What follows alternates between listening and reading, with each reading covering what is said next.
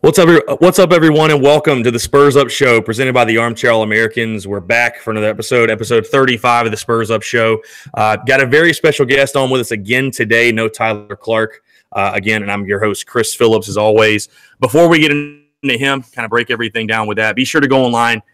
If you haven't done so yet, we've been getting a lot of traction, a lot of following with the podcast. I'm not sure what you're doing at this point if you're not following along, but go online, rate, subscribe, share, download the Spurs Up Show on iTunes, the Stitcher app, our website at armchairamericans.com, really wherever you consume your media. Go check us out. Also, be sure to check us out on our social media handles. We're on Twitter at ArmchairSCar. That's going to be at ArmchairSCAR. Instagram at ArmchairSCarolina. And again, like I mentioned, be sure to go to ArmchairAmericans.com. This podcast is brought to you by Andrew and our good friends at ArmchairAmericans.com, localizing your sports coverage content. Be sure to go to the website. We've got a lot of cool things going on there. All of our sports covers. Check us out, your latest breaking Gamecock news, the podcast, of course, like I mentioned. So, again, like I said, no Tyler Clark again today, but we do have another very, very special guest.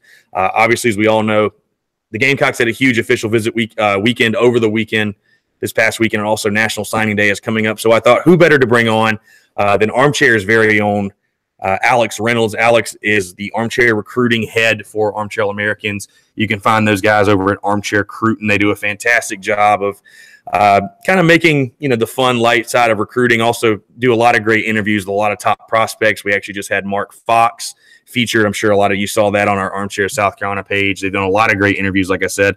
So I want to welcome on Alex to the show. Alex, how's it going? Good to have you back, and appreciate you taking your time to come on. Thanks for having me on, Chris. How's it going? Man, it's going really good. Just, hoping a couple of these big names sign on next week. I mean, looking forward to next Wednesday. I know, I remember from last year, I'm sure, it's one of the craziest days of the year for sure. Kind of news is dropping all over the place. So before we get into that, though, obviously South Carolina had signed about 18 players on the early signing period back in, what was that, December, I believe.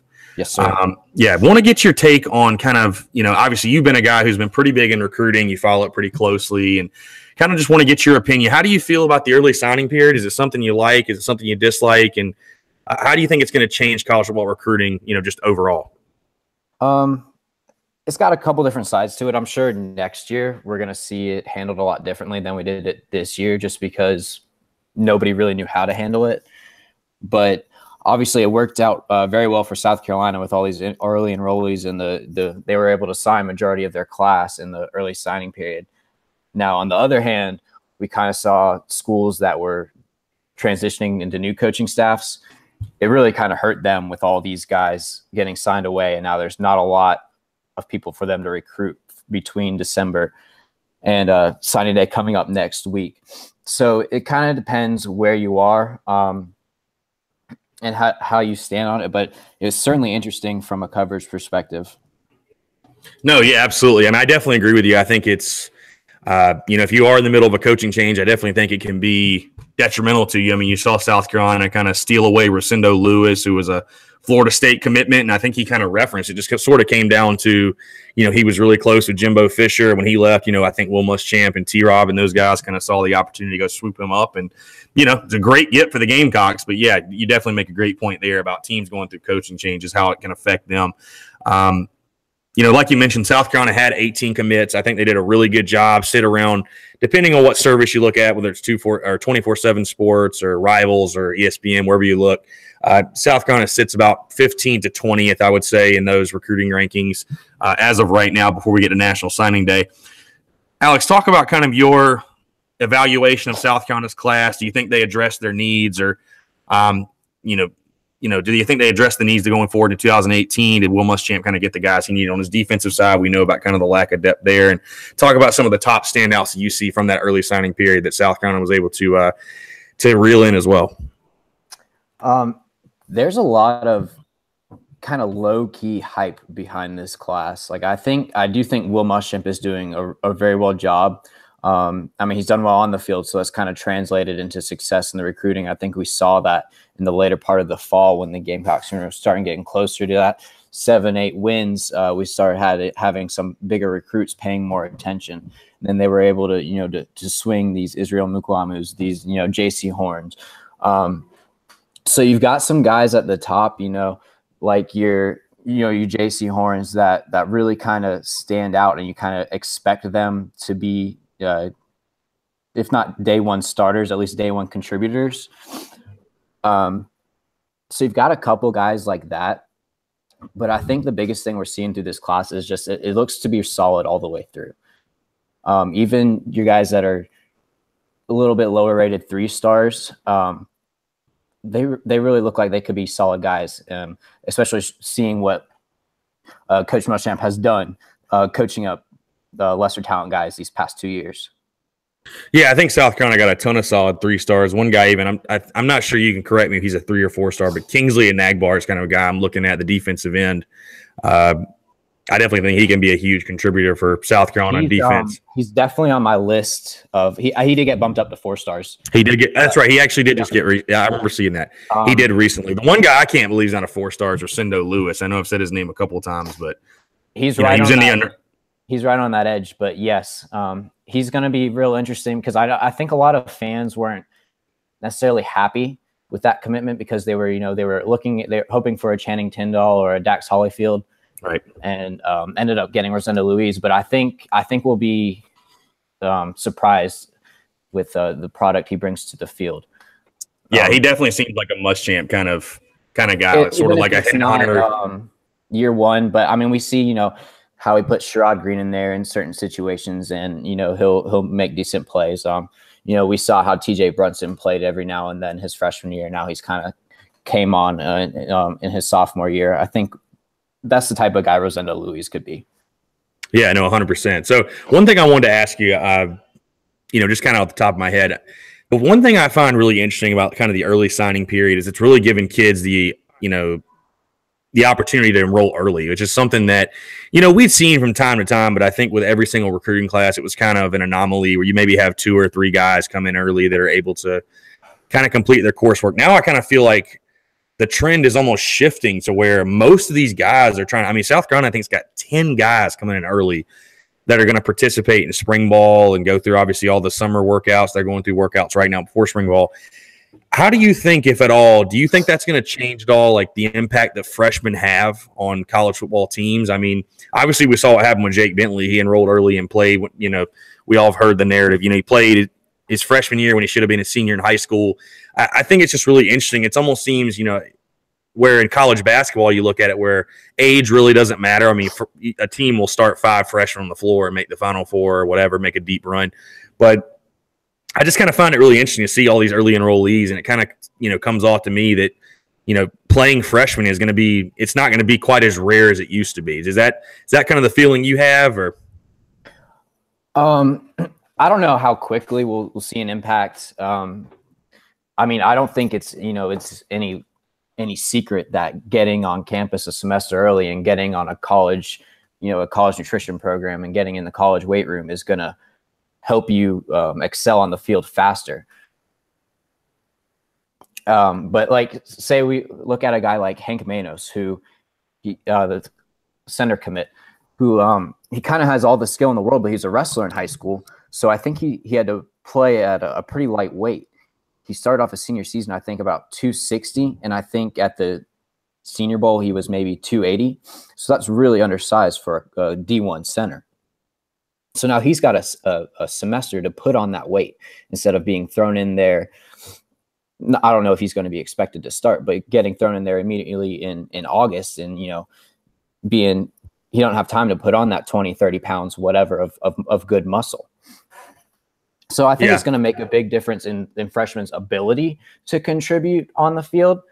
I still think if you ask any coach, they're going to play, their 2-year starter over, an incoming freshman if they have the option to. But I do think you may see a difference with these schools that are able to get a good amount of early enrollees, that it might impact the quality of their freshman play, their first season. Yeah, I 100% agree with you saying, it's definitely a huge advantage to get on campus early and go through spring ball and just you kind of get a step, a step ahead, especially for those guys. Offensive guys have to learn the playbook, stuff like that, especially young quarterbacks.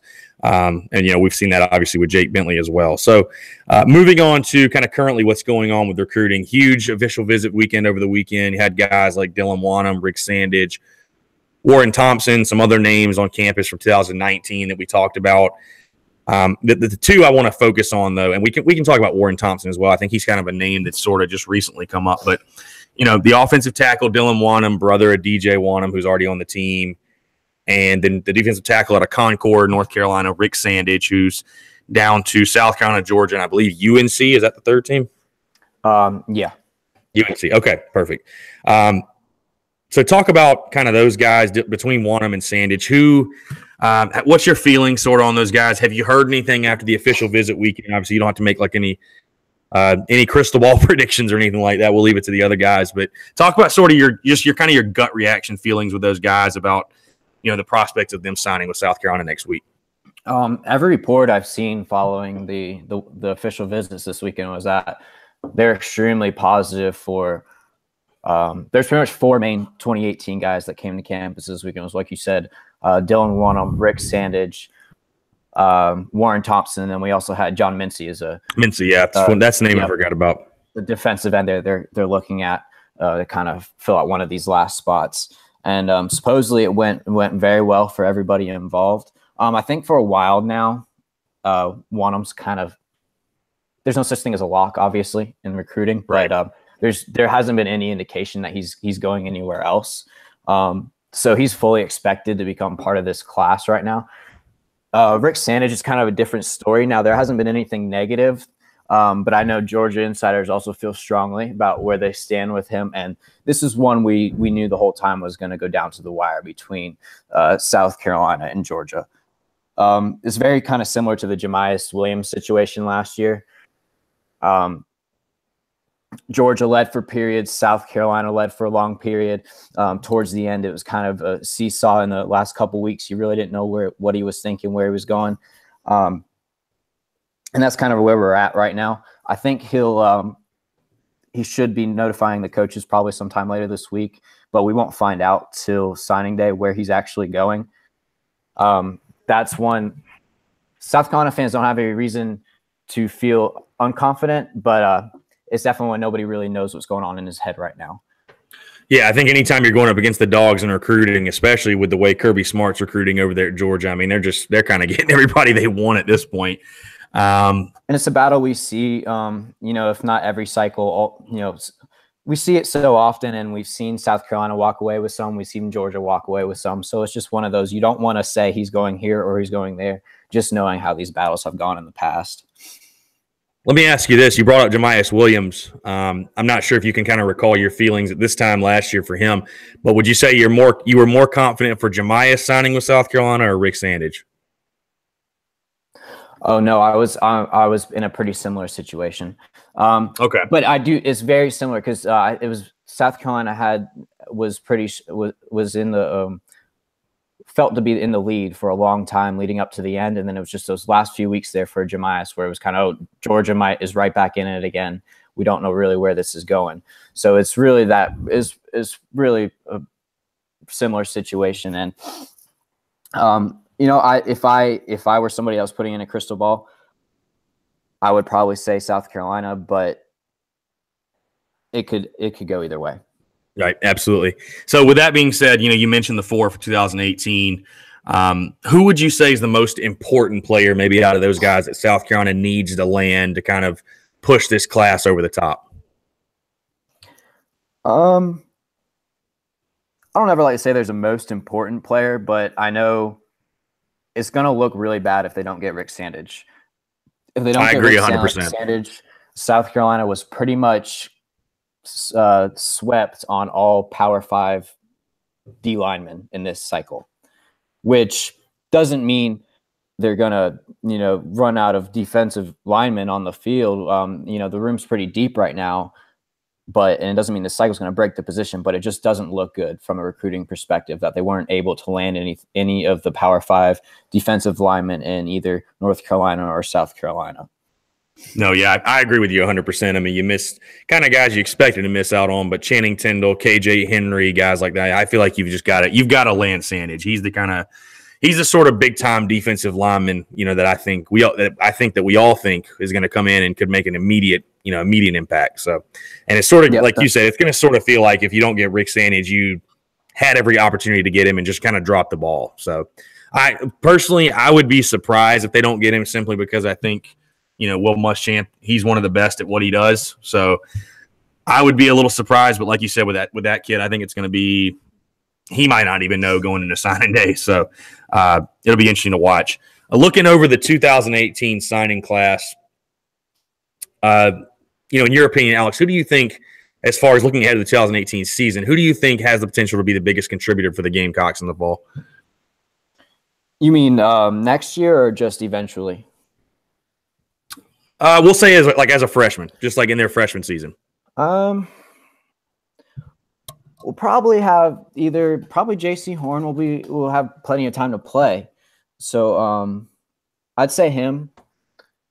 He should be one that's expected to step up into a starting role kind of right away with all the bodies that are leaving in the defensive backfield. So I'd say he's one that I would expect to come in and have a pretty good freshman campaign. Maybe something similar to what we saw Jemias Williams. He wasn't always polished. He struggled at times, but for a freshman, he was able to play and not really sacrifice. The team didn't hurt for it. Right. I was actually going to chime in with mine. I was going to say Josh Van. I know he's a guy you've gotten to see on tape a little bit. How do you feel about? I kind of almost expect him to have like a Shi Smith-esque. I don't think Shi Smith blew up by any means, but, was a dependable guy, got his touches, showed the big playmaking ability. And obviously I think we all expect him to be a huge contributor this season. But that's kind of one guy I've got my eye on is Josh Van, just his playmaking ability out there, complimenting Debo and Brian Edwards and Ortre and that stellar group of receivers. He's gonna be a real solid player for the Gamecocks. The only thing that's stopping him is just how crowded that wide receiver room is right now. The good thing for him is he kind of fits in nicely. He's pretty much a slot middle of the field receiver. He's just so quick, and that'll help him out. I think we kind of all expected Shi Smith to kind of. No, he had a ton of praise in the preseason camp. Yeah, but he was just, we see him all over the field, and I'm sure they're going to want to do more of that in 2018. So Josh Van should be another one that he will get playing time, and I know we're going to see those splash plays out of him. I just think JC Horn's going to be thrust into a role where he has responsibility. Oh yeah, no, absolutely, I agree with you. So out of this class, Alex, who would you say is the most underrated signing that maybe Gamecock fans we're not talking about, or Gamecock fans maybe aren't looking out quite as highly? I really like Hank Manos. I don't know if he's someone that I think people have kind of recognized that he's good, and he's probably better than his 3-star ranking. And I've seen a lot of recruiting analysts say he will likely get bumped to 4-star. But he's probably my number one choice. A guy that's pretty interesting to me is Jonathan Gibson, defensive back out of Georgia. He's just a guy. South Carolina hasn't really had. I know Steve Montag blew somebody up this year, but that DJ Swearinger hard-hitting safety, that kind of, he steps onto the field and he brings an atmosphere to him, like with him, right? That the whole stadium kind of feels. Just watching his tape, Jonathan Gibson kind of, to me, feels like he could be that guy, and what I've read about him. So he's somebody I'm kind of excited to see that a lot of people aren't talking a ton about. But Hank Manos probably far is somebody that I wouldn't be surprised if we see him starting as a freshman. Yeah, no, absolutely. Definitely losing. Yeah, and you also lose your center in Alan Knotts. I mean, I'm not sure who they've got. Sure, they've got an idea of somebody to fill in that role. Maybe Sedarius Hutcherson, or I'm not sure who Alan Knotts' backup was. Yep. But and I'd also be remiss to not talk about Kingsley Enagbare. Oh yeah, Enagbare. apparently after so far in winter workouts, the coaches are really high on him. Will Muschamp said he believes he could be a first-round NFL talent if everything kind of pans out. So, wow, I did not know that. He's got that 4-star rating now. So I don't know that he's necessarily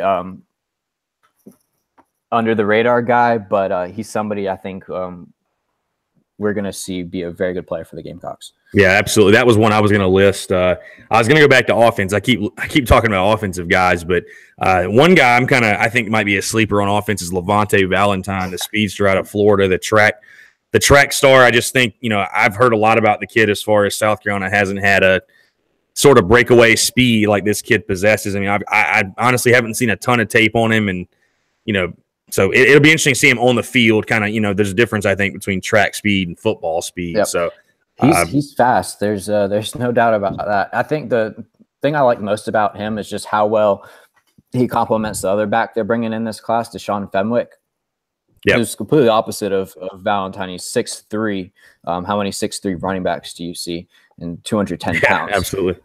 So they got a bruiser and somebody that can run away. And Levante Valentine, I don't think he's only about, I think about 190 right now, but I'm sure he'll gain some weight to at least get up above 200. But by all means, he's not somebody that, can't take a hit.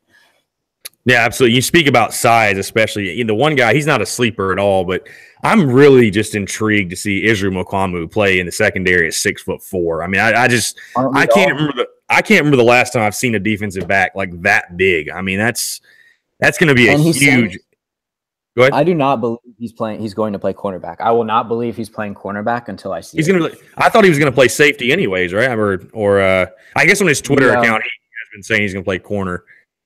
Yeah, I don't know about that, but that would be a sight to see. Yeah, I'm very excited for him. I mean, he's another guy they were able to scoop up late. They don't call Will Muschamp the flipper for no reason. He really showed everybody that this cycle. But yeah, I think he's going to be a spectacle to watch, especially being. I feel like he's just going to be Will Muschamp and T-Rob. I feel like he's just going to be towering over all of our other defensive backs. You're never going to lose him on the field, I feel like, for sure. So nope. that'll definitely – I mean, South Carolina's we're playing a team that has like a big-time wide receiver. I think who you want to kind of at least shadow on his side for sure. So, but kind of moving on, Alex, as far as moving into next week, National Signing Day, right now, do you feel like there will be any kind of surprises or shockers? Obviously, we know the drama that's going to follow with Rick Sandage, but do you feel like there's going to be any shockers or any surprises leading up with the guys that South Carolina is trying to kind of lock down the rest of the class? Or do you sort of feel like at this point it's sort of Carolina knows who they're going to get and Rick Sandage is sort of the only – maybe Sandage and Dylan Wanham are kind of the only ones sort of up in the air right now? Well, South Carolina doesn't have spots for the guys they're recruiting right now, so we're going to see some type of movement. I think so. It's going to be very interesting to see who actually signs on National Signing Day. Now, there's a couple guys like Warren Thompson and John Mincy who may or may not be leaning towards South Carolina right now, but they're definitely recruiting them like they are. So we'll see how that goes. And I think we're going to have at least 2 guys fall out of this class that have been committed for a while now. Lamarius Benson. He was looking. I think he was on a visit at UCF recently, and it's pretty much looking like he's going there. The national champions. National champions. Yep, the national champions. So I mean, who can fault him? And Ronnie Jamison, which was a JUCO wide receiver, and I think both of these guys were kind of just didn't end up making the talent cut for these because they're recruiting these high class these high end prospects towards this end of the cycle. To me, I actually really liked Ronnie Jamison on film. He was a local Irmo guy, so it was kind of cool seeing him commit. He was a lifelong Gamecock, and he was a guy who really popped out on the highlight tape, but he was just never able to put together any consistent production. Yeah, do you know where is he going now? I've heard a lot about that. And really, kind of just like I haven't seen anything. I know he has offers from Coastal and Georgia State, so. Okay. I don't know if those are committable, but no, he was one I wasn't able to find too much info on other than he's not really expected to be part of the Gamecocks class at this point. Right. So it's going to be really interesting to see who commits out of John Mincy, Warren Thompson, Dylan Wonnum, and Rick Sandage. John Mincy obviously fills a need on that defensive line, but he's a lower 3-star guy. But I think most people would agree if Muschamp kind of gives him his seal of approval, he's probably an okay guy. Warren Thompson, and to me, is really interesting. He's a higher 4-star wide receiver, and he was committed to Oregon and then decommitted when Taggart went to Florida State, and he's kind of been expected to follow him there, but supposedly left the visit this weekend, his official visit this weekend, feeling that South Carolina was the best place for him. Yeah, that's kind of a name that sort of surfaced really recently. I mean, that was a guy who wasn't even on my radar about a month ago, and I've been hearing a lot about this kid he sounds like a good player. I mean, yeah, he comes from a real big high school in Tampa. I mean, he was, he's part of Oregon's great class that they had going there before Taggart left. So I think he's a guy that it's going to be really interesting if both Mincy and Thompson decide they want to commit to South Carolina, because just really they don't have the spots with both of them, assuming Bryce Thompson is academically eligible and signs next Wednesday, which is looking right now like he will, because they really only have 3 spots and now they've got 4 guys.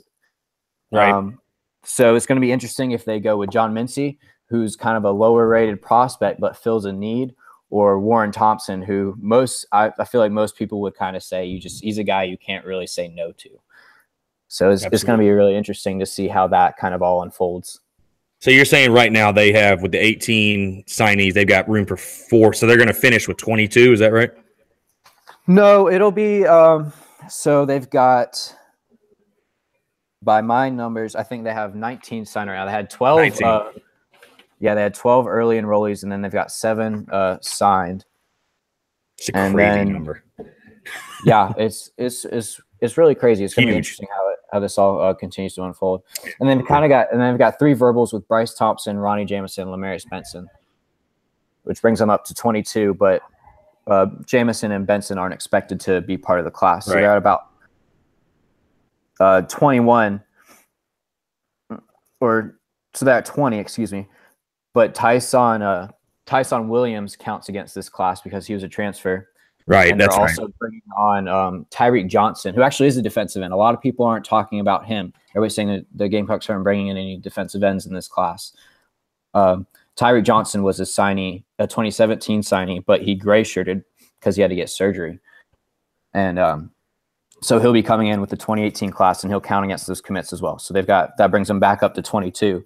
So they've got pretty much 4 guys they're recruiting very strongly right now, but only 3 spots. So it's going to be very interesting to see how it all plays out. Okay, perfect. That's why we got you here, Alex, to do the math for me. So I appreciate that. One guy I want to talk about, I know I didn't have it on our list here. One guy I want to talk about, though, that you were able to watch in person, actually, is DeCarrion Joyner. Talk about kind of your impressions of the quarterback. He's another guy. He did enroll early, correct? He did enroll early, I believe. That's how I moved in. Talk about your impressions of DeCarrion Joyner. I mean, I don't think anyone expects him to play this year, obviously, but with Brian McClendon, I believe South Carolina moving more towards a tempo type offense, probably a little bit more quick hitter, quick pace. Talk about just your impressions of him when you watched him play last fall, and what kind of contributor you think he can be. Not this year, obviously, but just throughout his Gamecock career. I did see him at the beginning of the season, so I just do want to add that caveat. I don't know how big of strides he made by the end of the season. I do know statistically he had a lot more. He was throwing a lot better towards the end of the season. I don't know if that was was part of the scheme or he was actually playing a lot better.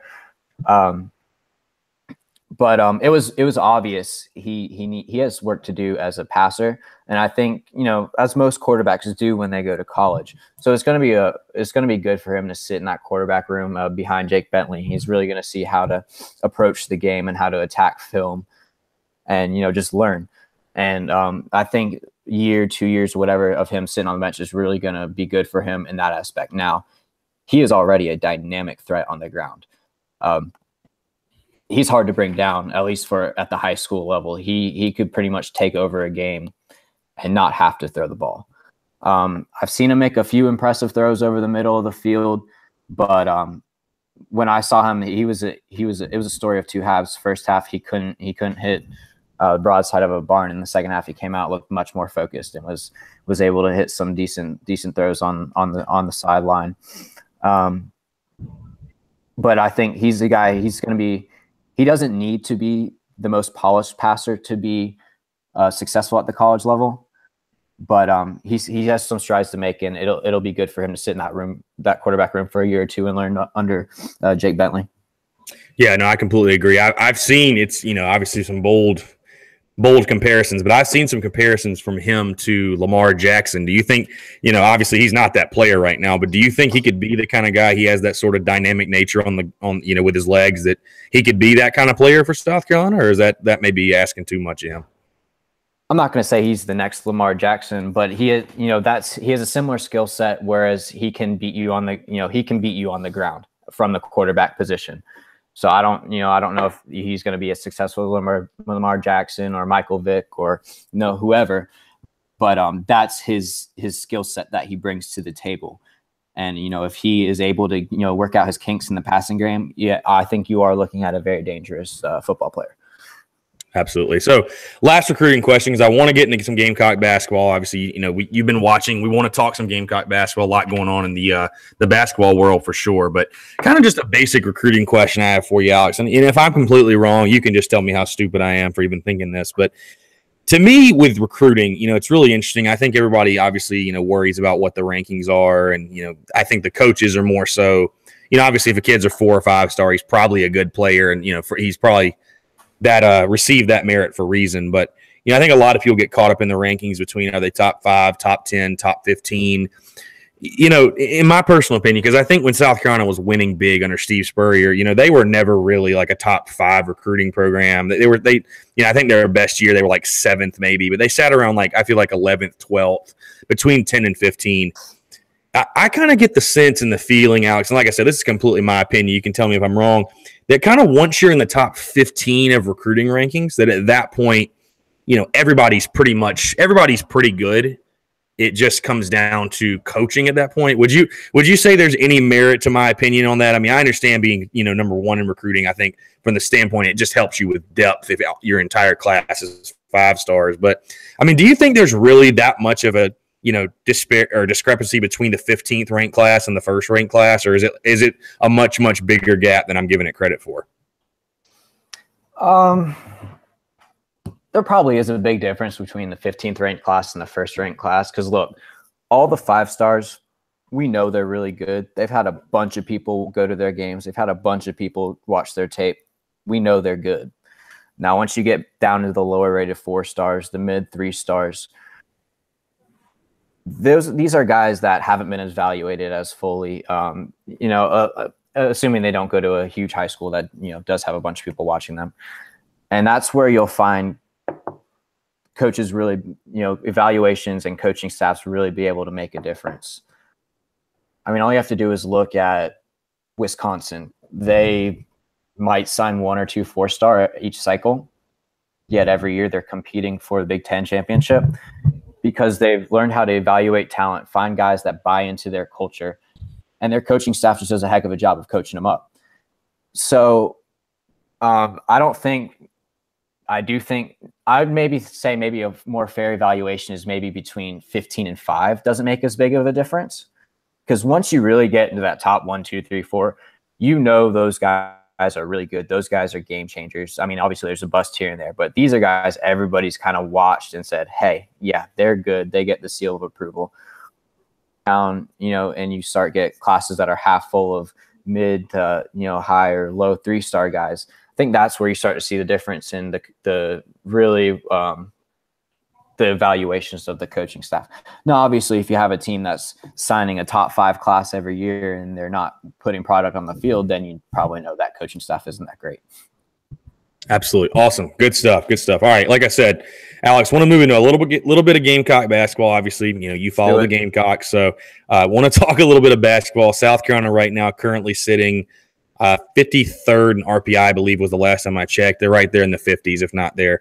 2-2 over their last 4, not bad. I mean, you've had some really big wins against Kentucky and Florida, coupled with a couple of huge missed opportunities, both at home against Tennessee and Texas Tech. Alex, I'll ask you. I think what South Carolina's record right now. What are they? 13-8. Kind of. I'll just ask you, Alex. What's your take on this team? What are your feelings on this team at this point in the season? It's a mixed bag of emotions.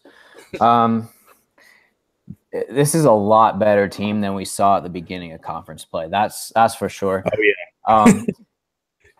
I guess just because of the overall record and the losses they've already had this season, going 2-2 over the last 4 kind of hurts, and just kind of the way the Tennessee and Texas Tech games ended, knowing that you had an ample shot to win those games, that kind of hurts as well. But realistically, in a stretch with Florida, Kentucky,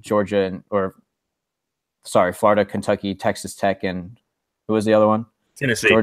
Tennessee. Really isn't bad. And they got, that's 2 quality wins. They have put themselves in a position to make a tournament, which is good. Now it's just, are we going to be able to see consistent play for the rest of the season? I think that's the biggest question. They haven't proven that yet.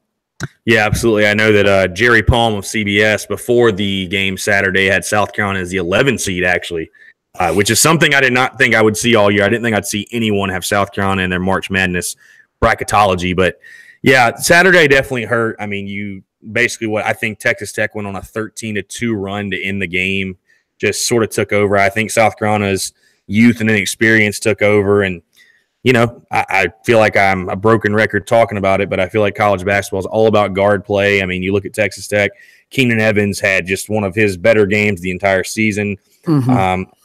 Wesley Myers, who had a fantastic game at Florida, had 22 points. Basically non-existent. I mean, 2 points. They weren't, he didn't make a single field goal, 2 points off of free throws.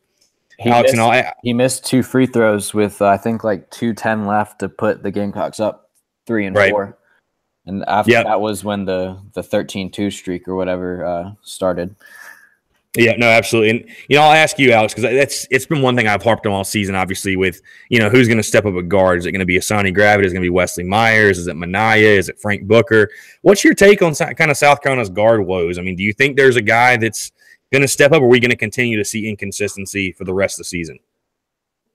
We've seen fairly consistent play from Justin Minaya. It's just his shot hasn't always been hitting, which, that happens. But if you're still playing, well in all the other aspects of the game, and especially on defense in Frank Martin's system, I think the Gamecocks can kind of live with that. What's killing them is between Frank Booker, Wesley Myers, and Hassani Gravett, just the like you said, just the blatant inconsistency. It's just the cold streaks are just ridiculous. And they can't get more than one of them or 2 of them to be on at the same time, it seems like. Because all 3 of them have shown they can be solid players, but you'll just see the mindless turnovers and fouls, and just sometimes the straight up inability to stay in front of their man on defense. So it's very frustrating to watch. You've seen a lot of promising aspects. I do think Wesley Myers, I think we'll see probably more consistent play out of him. I think he probably just had an off game. And Texas Tech is a very good team. Right. I really feel like Wesley Myers needs to be that guy, and I think he can be that guy. I mean, anybody that has the type of game he had at Florida obviously is talented. I mean, it's in there. You know what I mean? The one guy I want to see step up his play is Frank Booker. I mean, it's crazy to me. Like he has a really good shot, I feel like, but there are some times, I'm not sure if you noticed this, where he'll catch the ball, he'll be wide open on a 3, and I think he's almost surprised how open he is. And he'll like double clutch and not pull the shot. And he either passes it, or by the time he pulls the shot, he's hesitated so much that it's basically guaranteed he's going to miss. I don't know if it's a mental thing with him or what, but I mean, to me, I think Frank Booker, I was kind of fighting for him. I thought he should have been getting more playing time the way he was shooting the ball. And man, it's kind of like you already said. I mean, it's either on or it's off. And, what I tell people with South Carolina basketball right now is, the kind of team South Carolina is, they're a team that when it's not on, it's just so ugly. It just looks so bad. So definitely going to need more consistency for sure. I mean, how many games have I had this year shooting under 30%? Oh, yeah. I mean, yeah, they went on a 9-game stretch where they shot under 40% and somehow won, 3 or 4 of those games. So One person though that's not struggling this year, in my opinion, I think most Gamecock fans and really college basketball fans would agree, is Frank Martin. I mean, the coaching job he's done after losing, all the guys, Sindarius, Thornwell, PJ Dozier, Dwayne Notice, that whole team. Rakeem Felder doesn't play. Corey Holden's been hurt the entire year. I mean, Frank Martin's got to be. He may not get any kind of recognition for Coach of the Year, but I mean, Alex, I'd be willing to say this is probably one of his best coaching jobs, probably as a head college basketball coach. It's really impressive, especially after you look at how they started conference play with those losses to blown out by Bama and Missouri and Ole Miss. It's extremely impressive, especially when you listen to his press conferences and he says, "I recognize there's a problem. I'm gonna fix it." And here we are, a month and some change later, and I don't want to say it's fixed, but you can. It almost looks like you're watching a different team. Yeah, no, I agree 100%. I mean, if there's anybody who can do it, it's Frank Martin. Obviously, he's one of the most well-respected head coaches in the game, and I think South Carolina fans, we're all feel very blessed to have him as the head coach. One of the things that he's talked about that I think has been a huge deal, and we made a huge deal at Armchair South Carolina, was the addition of Brian Bowen. Now he's obviously not playing right now, and they're still working out things to make sure he's going to be eligible in the fall. But adding a guy to the practice squad, I mean, it was crazy to hear Frank Martin talking about. There was Dwayne Notice came back and was practicing, and you had some other grad assistants having to practice just because the amount of bodies they were lacking. It definitely seems to me just kind of adding, fueling the competitive spirit and practice of Brian Bowen, and the Raw Felders come back to the team as well. I mean, it seems to be no coincidence to me that as soon as Brian Bowen committed and came on campus that, they've been playing a little better. I mean, I just think having him kind of in the fold, a 5-star guy, McDonald's All-American, I think he's a guy that I think everybody's going to agree as soon as he hits the floor for South Carolina is going to contribute in a huge way. Talk about, we were talking about a little football recruiting with you earlier, obviously. Talk about little basketball recruiting, what it means for South Carolina basketball to get Brian Bowen. Like I said, we made a huge deal of it because I don't really feel like South Carolina gets these type of guys. But just to have a guy like Brian Bowen in the fold and how he impacts the Gamecock program right now and then obviously moving the fall. Yeah, I mean, obviously it's huge. I don't think just with the way Frank Martin recruits, I don't think anybody ever expected South Carolina to land any McDonald's All-Americans or high 4 or 5-star guys. But yeah, just going back to what you said a second ago, like you said, it's no coincidence that he gets in the practice court. They get Raw Felder in the practice court, and this team starts playing a lot better.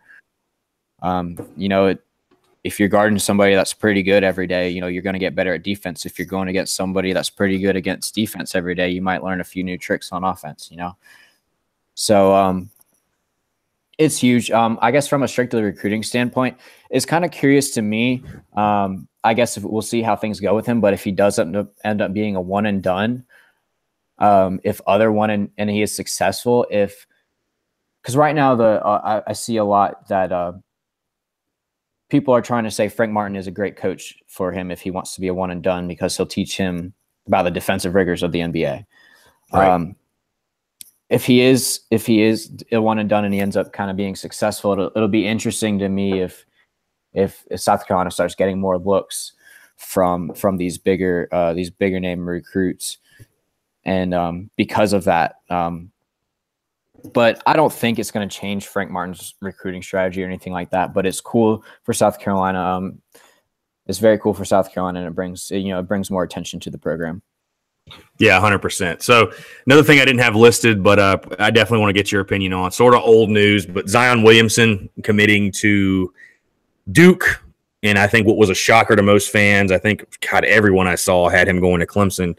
Again, just from your recruiting perspective, talk about, were you surprised at the Zion Williamson announcement? Did you ever feel South Carolina really had any shot with him, or was it, what was your opinion on the whole situation? No, I kind of knew South Carolina was never really in it. Now, when the whole FBI investigation broke out, I think that changed things a little bit. But no, I kind of knew. I have a buddy who worked with some guys who coach at Spartanburg Day, and they kind of knew. He liked South Carolina. He enjoyed South Carolina, but I think he wanted to get away. from his hometown a little bit, which is understandable. But I was surprised when he said Duke. I think pretty much everybody was. But I mean, he's going to be fun to watch at the next level. There's no doubt about it. I mean, obviously, I would have loved to see him in garnet and black, but yeah, I talked about this a little bit when I was on the radio last week, and they asked, what needs to happen for these top in-state, basketball players to stay in state, and kind of stay home. And, I really told the guy, I don't know. I just think the biggest thing that comes down to for a guy like Zion Williamson, I don't, like you mentioned, he wanted to get away from home. I don't know all the personal stuff with him, but I don't know. I think at the end of the day, it has to be, he has to look at the situation and say, I go to Duke, there's two things I'm guaranteed, or maybe a couple of things I'm guaranteed. One, I'm going to be on ESPN basically every night. I'm going to make the tournament, probably be a high seed doing so, probably one or two, and I'm going to get to the league. So, I'm not sure if South Carolina couldn't have provided him with that, but I don't know. I think at the end of the day, these guys, these in-state guys, at least these big-time basketball recruits, are just sort of taking the guarantee with, they know when they go to Duke or UNC or Kentucky or Kansas or whatever. I just think they know that they're going to, obviously those guys have great coaches, but they're going to get that exposure and they're going to have every opportunity to be a one and done and get to the league. So I don't really know what the answer is to keep those guys home. I think Frank Martin's a great coach, and he's going to get the guys he needs. And obviously South Carolina made the Final Four, the guys they had last year. But I do think it's an interesting talking point for sure. Yeah, I agree with you. I don't know that there's certainly no quick fix. Unless, South Carolina starts making it to the Final Four every year, I don't think that's going to change anytime soon. It's the same as basketball and football recruiting are obviously very different, but it's the same story. You have a hometown guy for any school. When Alabama comes calling, it's going to be tough to keep them around. So you just see it everywhere. Players want to go where they're going to have the best chance where they feel they have the best chance to succeed, whether it be, some people want early playing time. Some people want to ensure they get to the league. Everybody has different priorities, and rightfully so, everybody should go to the school that, they feels best for them. Yep. No, I agree 100% with you. So we're going to get you out of here, Alex. I know, I kind of ran you a little bit long today, but I want to get last question for you as far as regarding Carolina basketball. In your opinion, you had to call it right now. Does South Carolina make the NCAA tournament? If they do not, do you think they make the NIT? What's kind of going to be the end game for the Gamecocks this year? Oh, man. That's going to be a tough one. I think, they've got some quality wins under their belt. If they feel like if they win more games than they lose, they're sitting pretty good. If we start, if the Gamecocks start to revert back to the early conference play form, they'll be in some trouble. I'm not too up and up on basketball seeding, but I feel like they've got to be looking at an NIT bid unless things completely fall apart. Yeah, I completely agree. I think South Carolina at this point, unless Wesley Myers kind of rekindles the magic he had in Gainesville, I think South Carolina is sort of staring at the NIT, which, I think coming into this season, if you told me South Carolina was an NIT-bound team and you told me kind of that they would shoot under 40% 9 games in a row for a stretch, and, I would say that was a pretty good year. I think most Gamecock fans at this point in the season wouldn't be too terribly disappointed, at least showing progress. And like I said, you got Brian Bowen, you got a little bit of momentum in the program. Rakeem Felder coming back. So it'll be interesting to see how it kind of plays out. So we do have one listener question for you, Alex. You can kind of address this one quickly. I feel like it's pretty straightforward. It comes from Reddit at Frobro989. Will South Carolina hit 25 total signees for this class? They'll sign a full class. It won't be 25 actual signees because of what we talked about earlier. They have a couple scholarships that are counting. 25 is the scholarship limit, so they've got one going to Tyson Williams because he was a transfer, and another one going to Tyreek Johnson, who gray-shirted. So I think that'll mean they'll sign 23 guys. 23 brand new ones. Yeah. Don't hold me to that, but that's what my math says. Yeah, Frobro, that's why we have Alex doing the math for us here on the Spurs Up Show. So, again, Alex, it was a pleasure. Excuse me. We know you're always a friend of the show. Definitely plan on having you back on again. Talk Gamecock football, recruiting, basketball, kind of everything Gamecock. So we appreciate your time. Before we wrap it up again, be sure, Alex, actually tell the people where you can follow everything with Armchair Recruiting. You guys obviously do a great job. Kind of Go ahead and plug you guys' coverage right now real quick. Yeah, you can follow us at Armchair Cruton. That's Armchair Crootin. And yeah, we do lots of great coverage. We have coverage all over in every conference. We are currently in a blitz building up our recruiting department. So we're going to have lots of new great stuff coming everybody's way. So be sure to give us a follow. We love to do interviews. We love to highlight guys who are under recruited, may have a chance at grabbing a scholarship. So don't hesitate to follow us. And you can follow me personally at Armchair Alex. I hope you guys can spell that. All right, good stuff. Well, again, you know where we are with the Spurs Up Show, iTunes, Stitcher. Rate, subscribe, share, download. Obviously, armchairallamericans.com, Twitter, and Instagram. You guys know where to find us. Again, for Alex Reynolds, I'm Chris Phillips. We appreciate you again, Alex, coming on. We appreciate you guys listening, and we will catch you again next time on the next episode of the Spurs Up Show.